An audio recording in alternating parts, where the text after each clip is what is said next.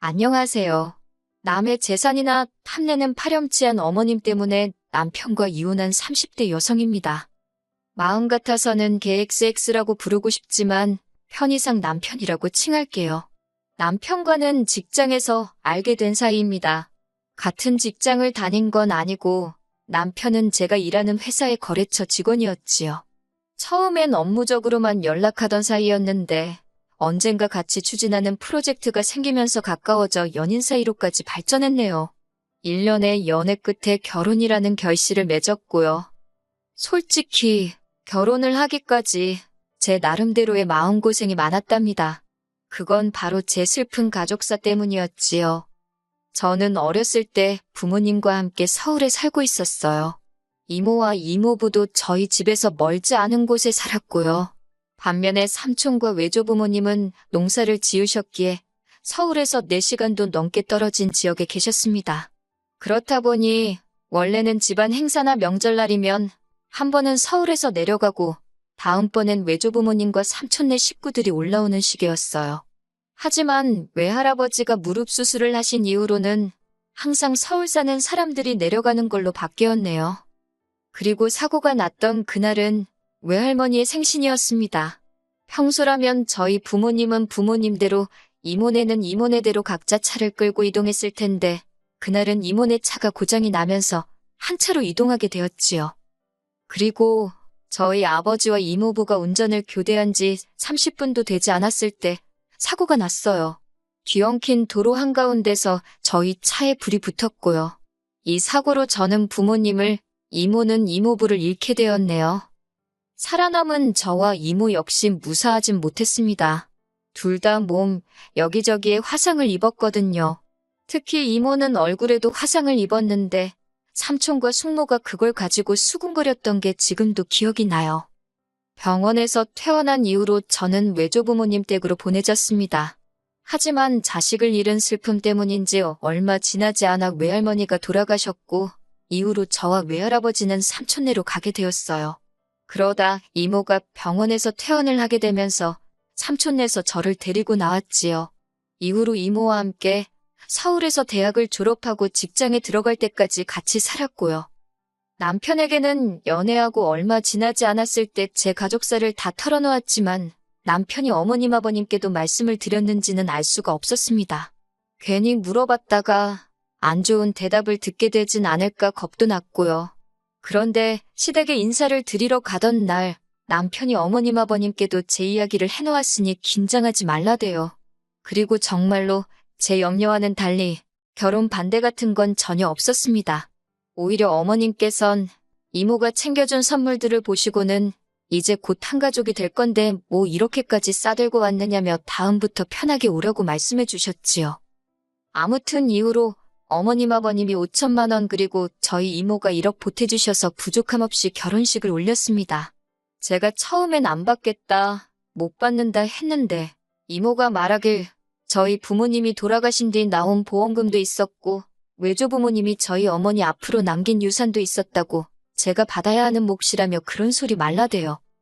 사실 이모가 안 챙겨주셨으면 그런 돈이 있었는지도 몰랐을 거고 설령 알았다고 해도 서운해하지 않았을 거예요. 참고로 이모는 이모부가 돌아가시면서 재산을 많이 남기셨어요. 그래서 덕분이라고 표현해도 될지 모르겠지만 이모하고 사는 동안 남들 하는 거 다 하고 남부럽지 않게 살 수 있었답니다.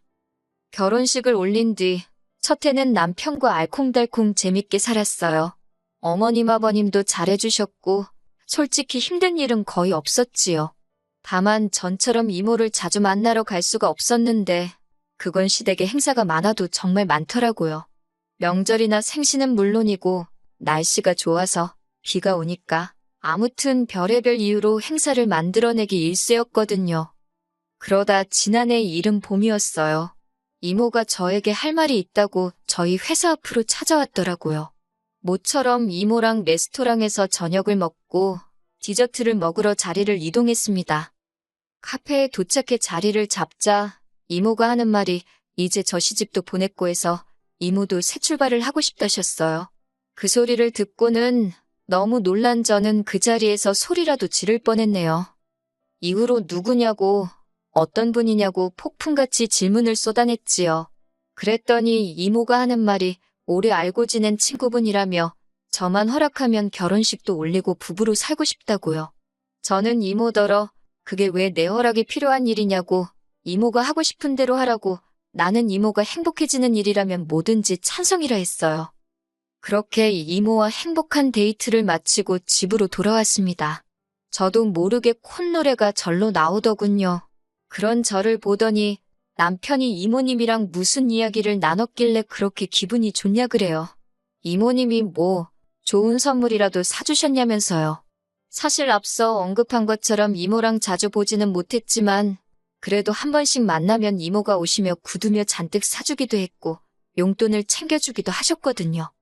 저는 남편에게 이모의 소식을 전했습니다. 그런데 남편의 반응이 입으로는 잘 됐다고 하는데 얼굴색이 좋지가 않았지요. 제가 무슨 문제라도 있냐고 하니까 그런 건 아니라면서 한다는 말이 두 분이 혼인신고도 하시는 거냐고 묻더라고요. 저는 그때만 해도 남편이 그런 질문을 왜 하는 건지 그 의중을 눈치채지 못하고는 순진하게 하지 않겠냐고 대꾸했습니다. 결혼식도 한다 했고 두 분 다 아직 한참 젊으신데 혼인신고를 안 할 이유가 뭐가 있겠냐고요. 그리고 며칠 뒤 어머님께서 연락도 없이 저희 집에 오셨습니다. 생각지도 못한 어머님의 방문에 당황했지만 어머님 표정이 워낙 어두워서 연락도 없이 어쩐 일이시냐 묻기도 그렇더라고요.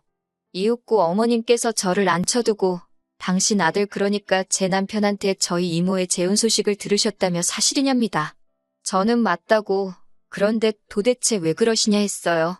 그러자 어머님은 아까보다 더 격양된 목소리로 진짜 혼인신고도 하시는 거냐고 물으시대요.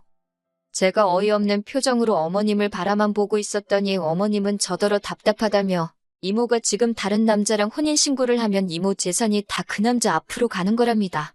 그러면서 저더러 왜 그런 생각을 못하냐며 화를 내셨지요. 그런 어머님의 말씀이 너무 불쾌해서 저도 모르게 그게 어머님이랑 무슨 상관이냐 쏘아붙였습니다.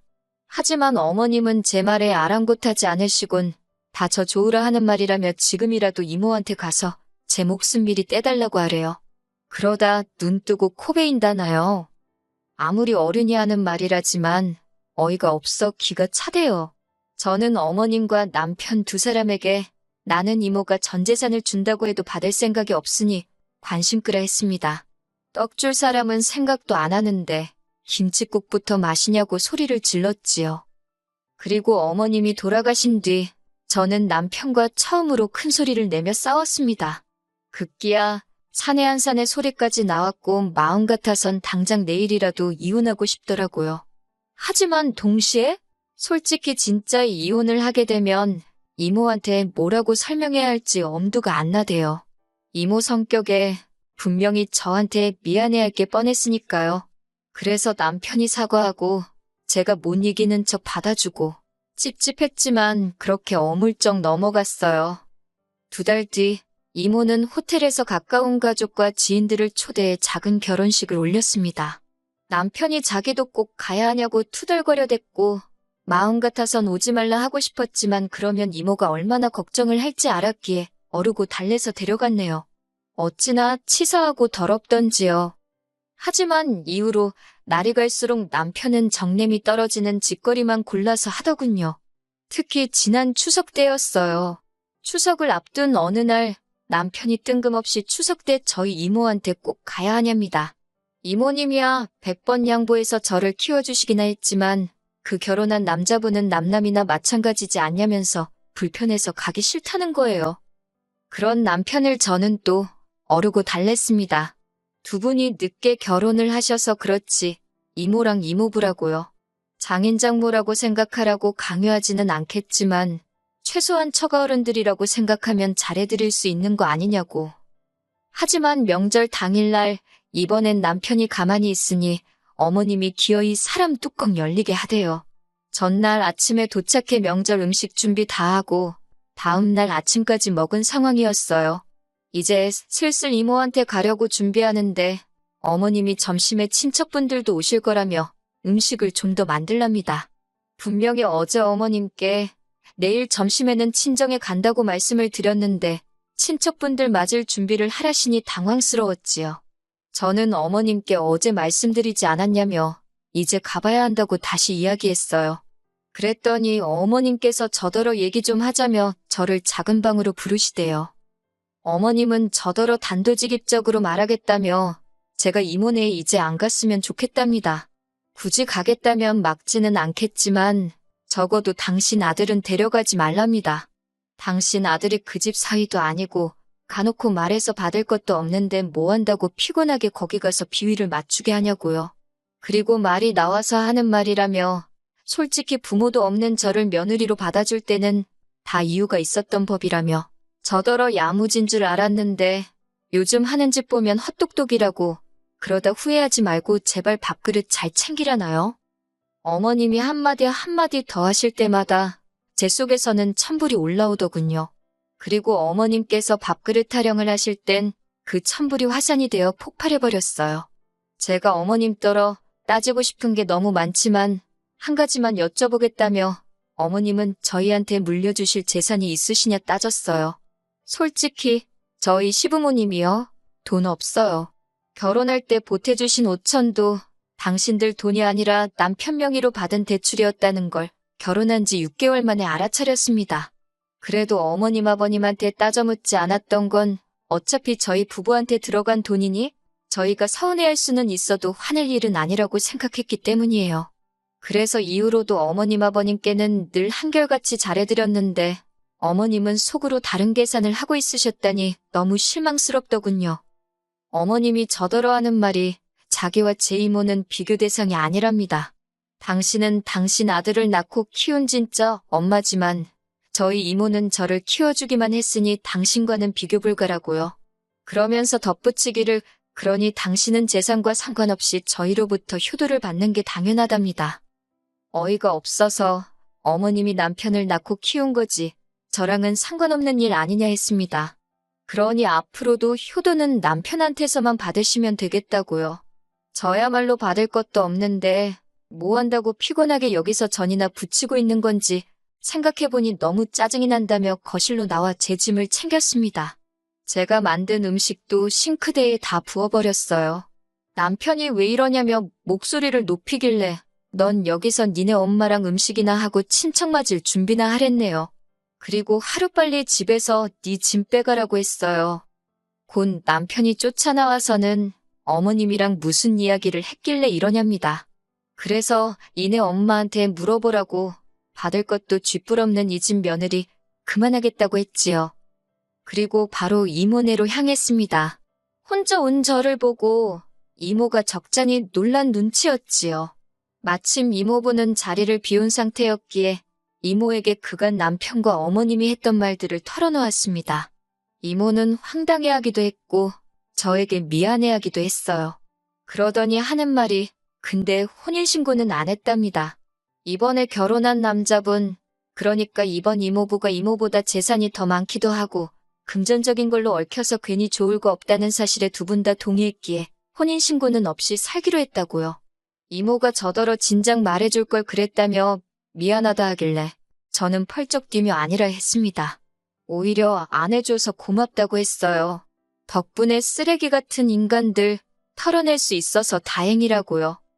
남편과는 이후로 협의 이혼했습니다. 처음에는 그래도 자기가 미안하다 어쩌다 하더니 그것도 오래가지 않더라고요. 저한테 더는 볼 일이 없었던 거겠지요. 어머님이 그러라고 부추기신 것도 같고 하긴 다 끝난 마당에 이런들 어떻고 저런들 어떤가요. 아, 완전히 남남이 되고 나서 남편한테 우리 이모 혼인신고 안 했다고 말은 해줬더니 그 소리를 왜 진작 안 했냐며 사기이혼이라나. 당연히 씨도 안 먹히는 소리였지요, 뭐.